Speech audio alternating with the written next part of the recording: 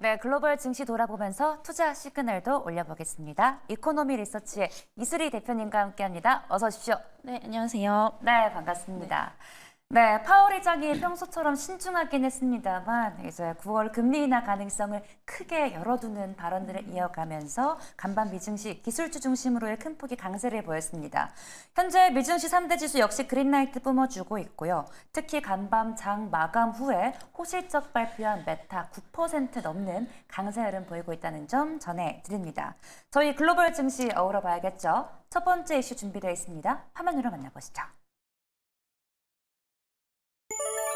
네, 첫 번째 이슈입니다. 애플, 아마존, 인텔, 빅테크 실적 발표입니다. 네, 내일 새벽이죠. 몇 시간 뒤에 어닝 발표가 예정이 돼 있습니다. 애플, 아마존, 인텔, 빅테크 실적, 호실적이 발표될까 궁금하기도 한데 최근 이 실적에 대한 부분이 좀 기민하게 움직이기 때문에 시장에서 이 가이던스나 세부 데이터를 조금 더 면밀하게 체크를 해야 될 것 같습니다. 우리 대표님은 이 인텔과 아마존, 애플, 빅테크 실적 발표, 호실적 나올 것이라 예상하는지도 궁금하고요. 또 마이크로소프트의 실적은 어떻게 보셨는지도 함께 전해주실 수 있으실까요? 네, 우선은 이제 그 좀 AI 쪽도 우리가 구분을 해서 좀 볼 필요가 있을 것 같습니다. 그래서 크게 보면은 사실 그 AI에 대해서 앞으로 이제 좀 전망을 말씀드리면 단기적으로는 조금 불투명하지 않나, 네, 이렇게 좀 보고 있는 상황입니다. 그래서 지금 엔비디아 같은 경우에 뭐 매출이 200조가 넘는데 무슨 소리냐라고 좀 하실 수는 있습니다만 사실 최근에 이제 그 흐름들을 보면은 이 AI 칩을 생산하는 기업들의 실적은 굉장히 좀 좋았거든요. 물론 이제 엔비디아 같은 경우에는 이제 예상치보다는 좀 부진했던 그런 모습들을 보여줬지만 이제 어제 같은 경우에는 또 이제 AMD가 굉장히 좀 깜짝 실적을 발표를 해줬습니다. 그래서 여전히 이제 칩 수요는 견고한데 문제는 뭐냐면은 이제 그 AI 데이터 센터를 구축을 한다라든지 아니면은 뭐 생성형 AI 쪽에 좀 후발주자로 들어간 기업들은 사실상 이제 AI로 인해서 실질적으로 매출이나 수익성으로 연결이 되는 부분들은 아직까지 좀 확인은 안 되고 있거든요. 그래서 아직까지는 좀 투자 단계다라고 보시면 될 것 같고 특히나 이제 생성형 AI 쪽은 아직까지도 저는 좀 갈 길이 멀지 않나 이렇게 보고 있습니다. 뭐 그 중에서 가장 기술이 좋다는 챗GPT를 좀 보게 되더라도 사실 좀 완벽하진 않은 부분이거든요. 가끔 이제 키워드랑 조금 엉뚱한 뭐 답변이 좀 나오기도 하는 그런 부분들이 있기 때문에 사실 생성형 AI 쪽은 앞으로 이제 조금 갈 길이 멀다라고 보고 있고요. 우선 기술적 난제가 좀 있지 않나라고 보고 있습니다. 어쨌든 지금 이제 AI 서비스를 도입한 기업들이 미국 내에서 전체적으로 봤을 때 아직까지도 좀 10%가 안 됩니다. 네. 그래서 여전히 이제 칩 수요는 견고하지만 생성형 쪽은 좀 계속해서 지켜보셔야 된다라는 거, 좀 참고를 해보시면 좋을 것 같고요. 네. 어쨌든 지금 이제 관련주들을 좀 보게 되면은 사실 이제 실적에 대한 눈높이가 지금 너무 많이 또 올라 있습니다. 근데 문제는 뭐냐면 지금 관련 기업들이 사실상 이거를 기대치를 좀 충족을 시켜주지 못하고 있는 그런 모습들이 좀 보여지고 있거든요. 그래서 이런 이제 사실 모멘텀을 보면은 이전보다는 기대감이 약화가 된 것은 사실이다. 그래서 저는 사실 조금 투자 관점에서 본다면 조금 신중하실 필요가 있지 않겠나 이렇게 좀 보고 있는 상황이고요. 지금 이제 오늘 관련주들 뭐 애플이라든지 빅테크들의 실적이 아직 좀 발표가 남아 있는데 이 기업들이 결국에 이제 AMD처럼 시장 예상치보다 뛰어넘는 이런 실적들을 좀 보여줘야지만 이런 이제 좋은 흐름들이 좀 이어갈 수 있지 않을까라는 관점에서 봤을 때 뭐 굳이 급하게 접근을 하시기보다는 한 번 더 빅테크에 대한 실적을 조금 확인해 보시고 신중하게 좀 접근을 해보시는 게 좋지 않을까라는 말씀 드리도록 하겠습니다. 네, 생성형 AI 쪽의 후발주자 애들은 또 실적이나 수익성에 대한 의구심이 있기 때문에 조금은 접근하실 때 신중하시면 좋을 것 같고 오늘 발표되는 애플과 아마존, 인텔 이런 빅테크 실적들은 뭐 시장이 조금만 잘 나왔다고 해서 잘 가는 게 아니고 또 세부 데이터를 충족시키고 호실적이 예상이 되어 나와야지 또 주가가 오르기 때문에 좀 신중할 필요가 있다라고 정리를 해주셨습니다. 이렇게 말씀해 주신 것처럼 이렇게 세부 데이터로 기민하게 움직이는 시장에서 이 실적에 대한 변동성이 좀 상존돼 있는데 대응 전략은 어떻게 잡고 가는 게 좋을까요? 네, 우선은 이제 하나하나 좀 보면은 사실상 이제 무조건 이제 실적이 발표가 되고 나서 주가가 움직여주는 게 정답이지 않을까 저는 좀 이렇게 보고 있고요. 우선은 조금 예상을 해보자면은 애플 같은 경우에는 좀 매출이 회복이 될 가능성이 좀 높아 보입니다. 우선은 이제 아이폰 같은 경우에 워낙에 저기 중국 쪽에서 판매량이 좀 부진했었죠. 근데 최근에 이제 할인을 하게 되면서 어느 정도 재고에 대한 부분들을 좀 처리한 상황입니다.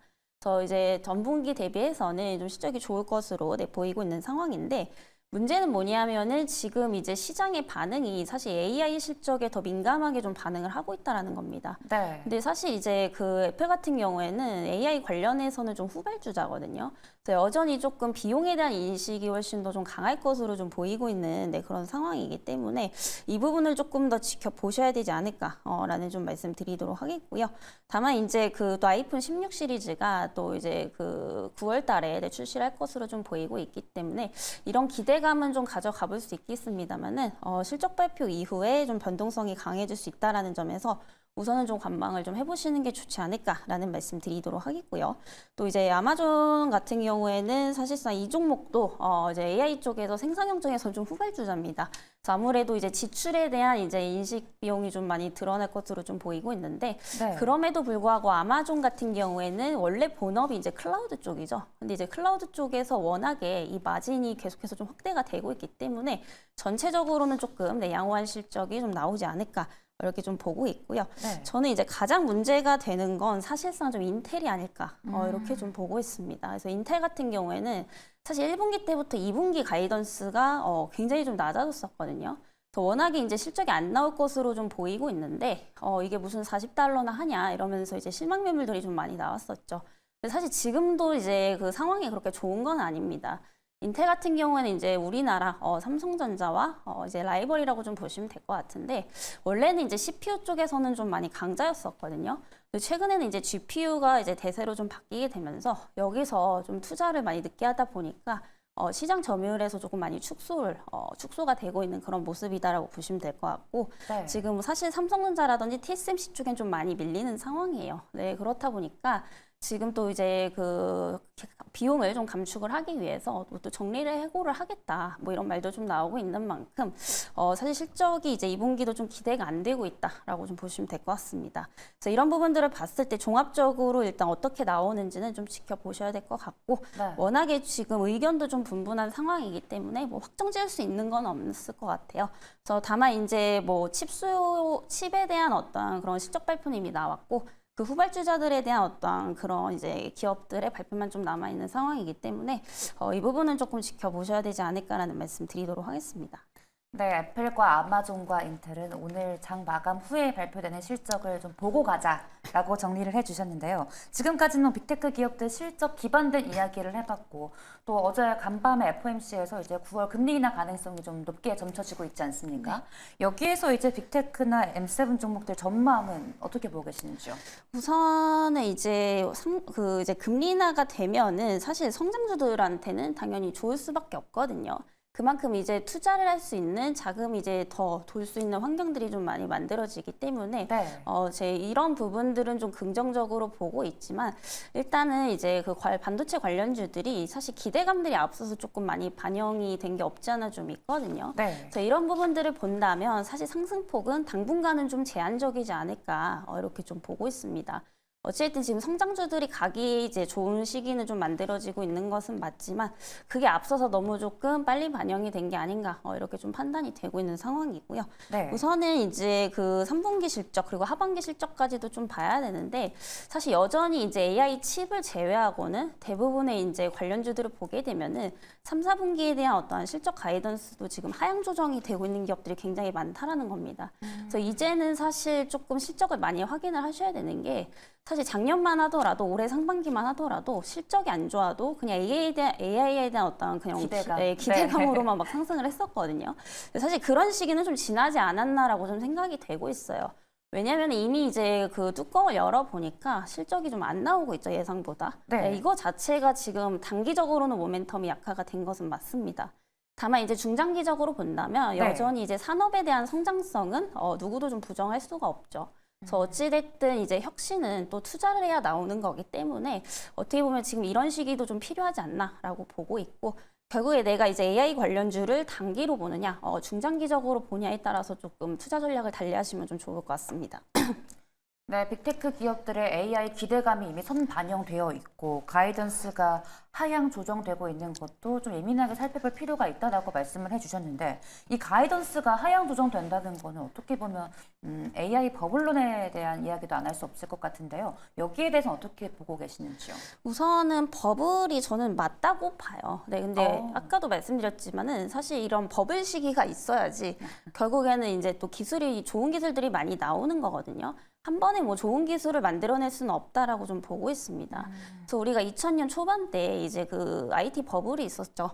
네, 그런 시기가들 있었기 때문에 지금 저희가 뭐 아무렇지도 않게 핸드폰을 사용하고 내 노트북을 사용하듯이 AI도 이제 그런 시기가 지금 이제 걸려든 게 아닌가 이렇게 좀 판단이 되고 있습니다. 그래서 어쨌든 지금 버블에 대한 부분들은 당연히 나올 수밖에 없다라고 좀 보여지고 있고 네. 사실 이제 이런 부분들이 실적으로 통해서 많이 좀 나타났었죠. 네, 결국에는 이제 그 매출이 아니라 지출로 인식이 되고 있다라는 거. 근데 결국에 이제 이런 투자 과정을 거쳐야지 나중에 이게 또 매출로 바뀔 수가 있는 부분이기 때문에 방금 전에도 말씀드렸다시피 단기로 보면은 버블이 맞습니다만 또 중장기적으로 보면은 오히려 이제 성장을 위한 이런 투자 시기라고 좀 보고 있기 때문에 결국에는 이제 단기로 보시느냐 중장기로 보시느냐에 따라서 좀 버블이냐 아니냐가 좀 갈리지 않을까 이렇게 좀 판단이 되고 있습니다.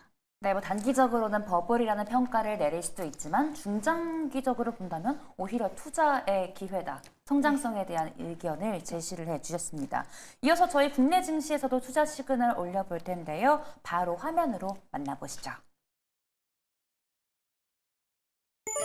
네, 7월 버팀목이었던 제약바이오 8월은입니다. 네, 7월 반도체는 흔들렸지만 제약바이오는 참 빛났던 한 달이었습니다. 이번 8월 같은 흐름 이어갈까요? 네, 이제 이어갈 가능성이 좀 높지 않을까 이렇게 보고 있습니다. 왜냐하면 지금 이제 호재들이 계속해서 좀 나와주고 있고 네. 또 이제 그 미국 대선에 대한 부분들을 보면은 이제 갈 수밖에 없는 이유들이 계속 좀 나오고 있는 상황이다라고 좀 보시면 될 것 같거든요. 우선은 이제 생물보안법은 많이 좀 들어보셨을 거예요. 네. 이거는 사실 근데 어떤 이제 그 후보가 된다라고 하더라도 밀 수밖에 없다라고 좀 보여지고 있습니다. 어쨌든 지금 미국 입장에서는 중국 견제를 할 수밖에 없는 상황이고 이건 정부 자체에서 좀 미는 거라고 국가 자체에서 미는 거라고 좀 보시면 될 것 같고요. 우선은 이제 그 생물보안법이라는 게 뭐 많이 들어보신 분들은 아시겠지만 이제 미국에서 더 이상 중국의 의약품 서비스를 이용을 하지 않겠다라는 겁니다. 쉽게 얘기해서. 네. 네, 그렇게 되면 그 수주가 다 어디로 갈 것이냐? 결국에는 이제 우방국으로 이제 돌아갈 수밖에 없겠죠. 물론 이제 CDMO 기업이 우리나라만 있는 게 아니고 뭐 유럽 쪽에도 많이 있기 때문에 뭐 100% 수혜를 좀 볼 수는 없겠지만은 그래도 어느 정도의 이제 수주 확보를 좀 하게 되면은 당연히 그런 부분들이 이제 국내 CDMO 그리고 CMO 기업들의 어떤 매출액으로 좀 이어질 수 있다라는 점에서 이 부분은 이제 분명히 좀 수혜가 될 것으로 이제 좀 예상이 되고 있고요. 그리고 이제 CDMO 기업들이 앞으로 연평균 10% 이상씩 좀 성장을 할 것으로 보이고 있는데 사실상 이 바이오 의약품이 지금 굉장히 좀 많아지고 있잖아요. 네. 그래서 28년까지 봤을 때 한 1,000조 원대 규모로 성장을 좀 한다고 합니다. 근데 어쨌든 지금 이제 바이오 의약품을 좀 폐기를 하게 되면은 이게 또 탄소 배출이 굉장히 좀 많이 되거든요. 그래서 기업들 입장에서도 이제 그 오염을 좀 덜 시키는 이 CDMO 기업에 이제 수주를 줄 가능성이 높기 때문에 이제 바이오 약품 시장이 성장을 하게 되면은 결국에 이제 CDMO도 같이 이제 동반 성장을 할 수밖에 없다라고 좀 보여지고 있고요. 그리고 최근에 이제 그 신약 허가에 대한 규제도 좀 완화를 할 것으로 보이고 있습니다. 그래서 지금 미국 같은 경우에는 좀 크게 보면은 워낙에 이제 그 의료 비용이라든지 그 약품에 대한 비용이 굉장히 좀 비싼 편이거든요. 네, 맞아요. 결국 이걸 낮추려면은 많이 만들어야겠죠. 네, 그걸 이제 가장 잘 구현할 수 있는 게 이제 바이오시밀러 기업들이다라고 좀 보시면 될 것 같습니다. 그래서 아무래도 이제 이제 의약품 비용이 높으면은 결국에는 이제 그 미국의 재정 부담으로 좀 이어질 수밖에 없기 때문에 이것도 조만간 좀 시행을 할 수밖에 없다라는 점에서 국내 관련 기업들을 좀 주목을 해보시면 좋겠다라는 말씀 드리도록 하겠습니다. 네, 이전에도 트럼프가 대통령이었을 때 보면 신약 허가 규제에 대한 것이 굉장히 완화가 되지 않았었습니까? 근데 반대로 요즘에 같이 좀 비등비등하게 이제 카말라 해리스랑 지지율이 올라가고 있는 상황에서 반대로 해리스가 됐을 경우에는 제약바이오 쪽 어떤 흐름 전망하고 계신지 궁금한데요. 저는 비슷하다고 봐요. 아, 네. 비슷하다. 왜냐면은 결국에는 이제 그 생물보안법 얘기는 뭐 네. 트럼프가 만든 게 아니고 그 전부터 이제 있었던 얘기거든요. 근데 사실 이제 미국과 이제 중국을 좀 비교를 해보면 네. 이제 이거는 모든 산업에 다 통용이 된다라고 보시면 될 것 같아요. 그리고 미국 입장에서는 네, 중국이 커지면 네. 경쟁력이 생기면은 결국에 이제 좀 적을 키워주는 격이 되기 때문에 이거는 사실 해리스가 되든 이제 트럼프가 되든 간에 굳이 이제 구분을 하지 않으셔도 될 것 같습니다. 뭐 비단 이제 바이오뿐만이 아니라 지금 조선 쪽도 계속해서 좀 견제를 하고 있는 상황이고 네. 네, 이에 따라서 이제 그 정치적인 이슈에 대한 영향은 좀 덜 받지 않을까 네, 이렇게 좀 보고 있습니다. 네, 정치적인 이슈는 뭐 민주당이 되든 공화당이 되든 뭐 비등비등할 것이다라는 이야기인데요. 또 이제 금리 인하 기대감으로 섹터 전반이 오를 것이라는 전망도 나오고 있는데 일각에서는 바이오 쪽 조정 가능성에 대해서도 이야기를 하고 있는데 여기에 대해서는 어떻게 보고 계신지요? 기간 조정은 네. 충분히 좀 나올 수 있다라고 보고 있는 게 결국에는 이제 많이 올랐습니다. 단순하게 얘기를 하면. 근데 이제 아무리 좋은 종목도 사실 어느 정도 올라가면은 그 이제 차익 실현 매물이 또 나올 수밖에 없는 구간이거든요. 네. 그래서 기간 조정은 충분히 좀 나올 수 있다. 이렇게 좀 보고 있습니다. 다만 이제 하락하는 원인을 좀 봐야 되는데 이게 펀더멘털을 훼손하는 악재가 있는 게 아니다라고 하면은 건전한 조정 구간이다라고 좀 보셔야 될 것 같아요. 그래서 오히려 이제 신규 관점에서 만약에 접근을 하신다라고 한다면 네. 당연히 이제 비싼 거보다 싸게 사는 게 낫죠. 그래서 사실 지금 이제 바이오 업종들 보게 되면은 악재가 뭐 크게 없습니다. 물론 개별적으로 이건 봐야겠지만 네. 전체적인 분위기로 보면 지금 너무 좋죠. 특히나 네. 이제 외국인들의 매수세 지속적으로 좀 들어오고 있고 네. 그리고 옛날과는 다르게 실적 개선도 굉장히 좀 큰 폭으로 되고 있습니다. 근데 여기다 지금 정치적인 이슈까지 더해진다라고 한다면 이게 지금 삼박자가 맞아 가고 있는 그런 상황이기 때문에 네. 오히려 조정이 나온다라고 하면은 뭐 신규 관점에서는 오히려 좀 좋아하셔야 되지 않을까 네, 이렇게 좀 보고 있는 상황입니다. 네, 제약바이오 전체적인 업황 분위기도 좋고 실적 개선에 대한 이야기도 있고 또 정책에 대한 것도 뒷받침이 되어주니 삼박자가 다 좋다. 오히려 조정 나왔을 때 담아보는 전략도 괜찮다라고 이야기를 해주셨는데요. 오늘 우리 국내 증시 보면요, 셀트리온 이야기 안 할 수 없습니다. 뭐 셀트리온과 셀트리온 제약의 합병 타당성을 추진 중이라는 이런 보도가 계속해 나오면서 오늘 제약이죠, 8% 넘게 급락을 했거든요. 네. 지금 매수해도 괜찮을까요? 일단은 조금 더 확인을 하셔야 될 것 같아요. 이거는 사실 근데 이 바이오 업종에 대한 전체적인 악재라기보다는 이제 네. 셀트리온에 대한 어떠한 개별적인 좀 이슈이기 때문에 개별적으로 좀 확인을 해야 되지 않을까라는 말씀 드리겠고 그리고 제약 같은 경우에는 사실 오늘 보면 조금 네. 거래 대금이 많이 쏠리긴 했습니다. 그래서 당분간은 조금 바닥을 확인하는 그런 작업이 좀 필요하지 않을까라고 보고 있고요. 다만 이제 전체적인 어떤 그런 이제 분위기를 보면은 사실 아까도 말씀드렸지만 시밀러 쪽에 대한 업황은 굉장히 좀 좋아질 수밖에 없는 부분이거든요. 네. 그래서 어느 정도 이제 장기적으로 보면은 저는 좀 금방 회복을 할 수 있지 않을까 이렇게 좀 보고 있는 상황이지만 네. 어쨌든 지금 오늘 이렇게 좀 투매 매물이 쏟아진 상황에서는 단기적으로 이제 바닥은 조금 확인해 볼 필요가 있지 않나 네, 이렇게 좀 정리를 드려보도록 하겠습니다. 네, 해당 뉴스 플로그는 계속해 체크를 하면서 좀 더 바닥이 맞는지를 확인하고 접근하셔야 된다라고 정리를 해주셨는데요. 오늘도 나온 소식입니다. 뭐 일라이릴리 국내 판매 허가 받았다.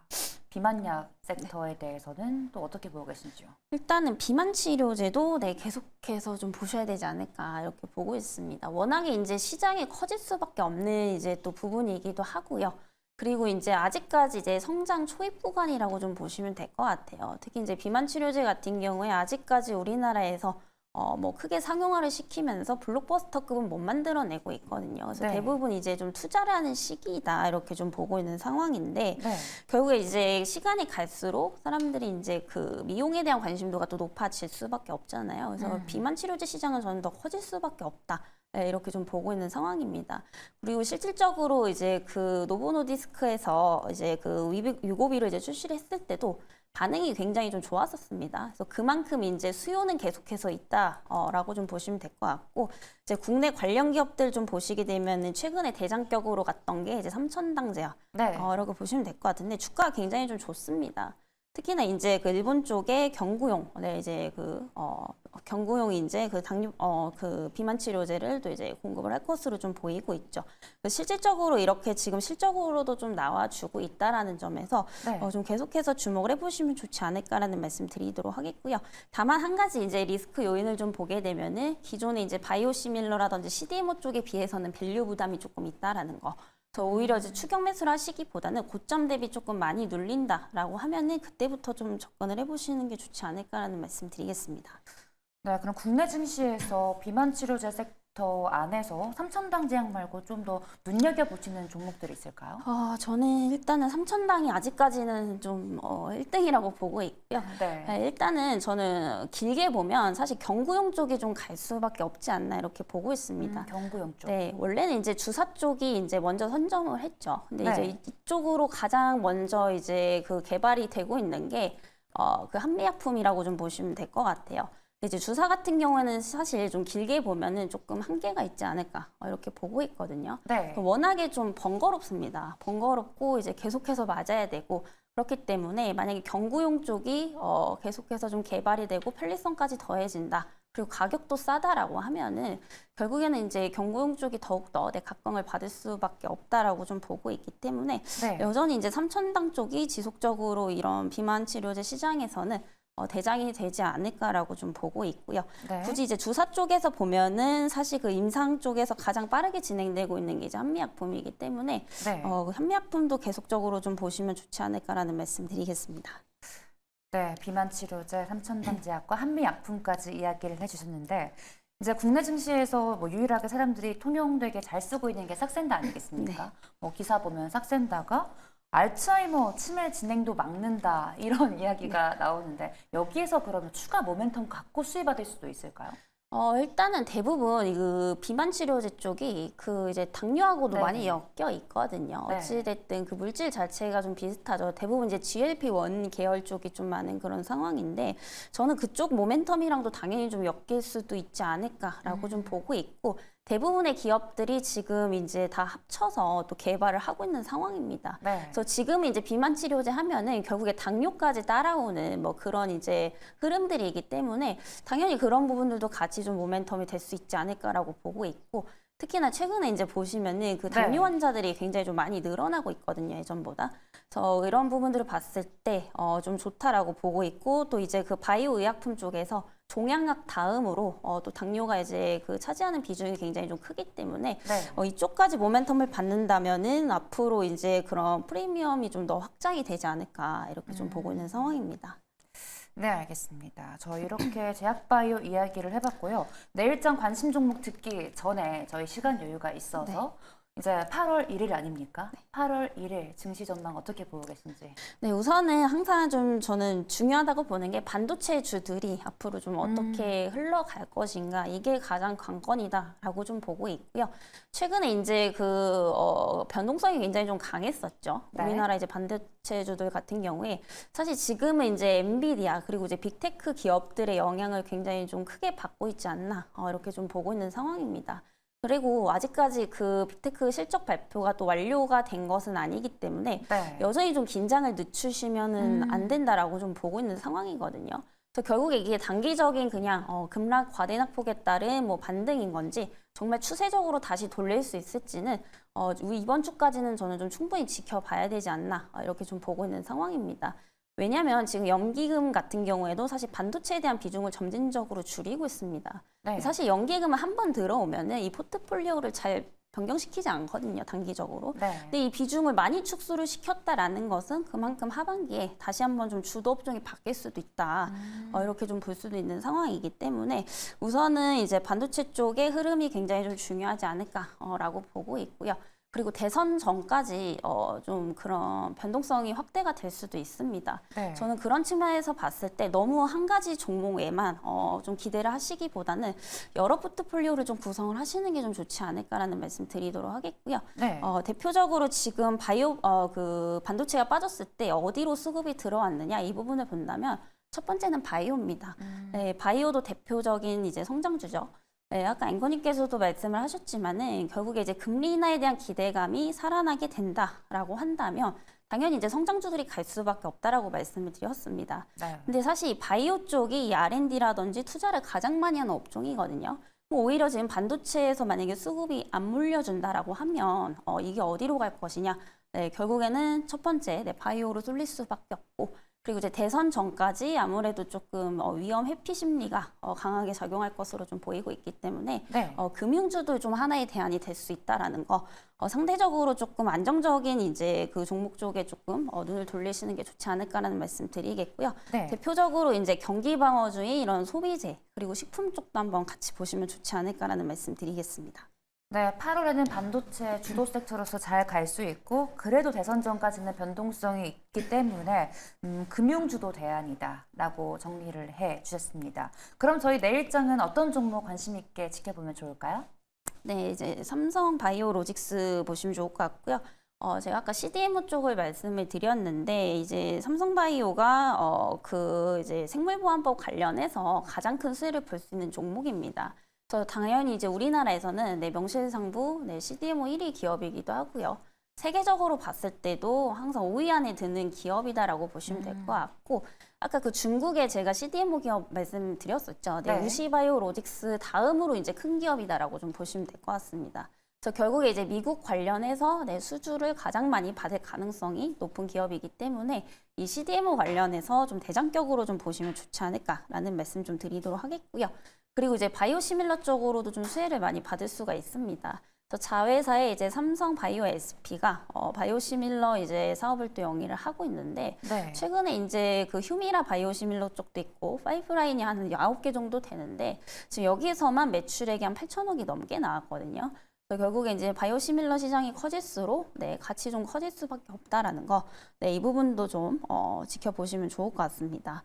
그리고 최근에 이제 ABC 관련해서 플랫폼 성장세도 좀 지속이 되고 있다라는 건데, 네. 12월에 이제 그 공장이 좀 마무리가 될 것 같습니다.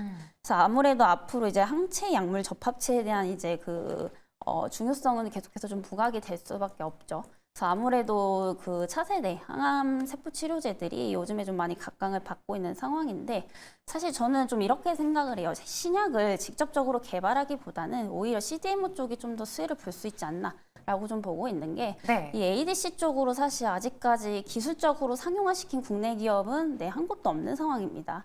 그리고 이제 전체적으로 보면은 우리나라 바이오 기업들 같은 경우에 이제 빅파마 기업들과 비교했을 때 사실 기술력이 뭐 그렇게 좋은 거는 좀 아니거든요. 지금 후발주자로 많이 좀 따라가고 있는 그런 상황이기 때문에 굳이 뭐 리스크 걸고 신약 개발을 하지 않더라도 오히려 이제 생산 쪽에서 좀 수혜를 볼 수 있다라는 거.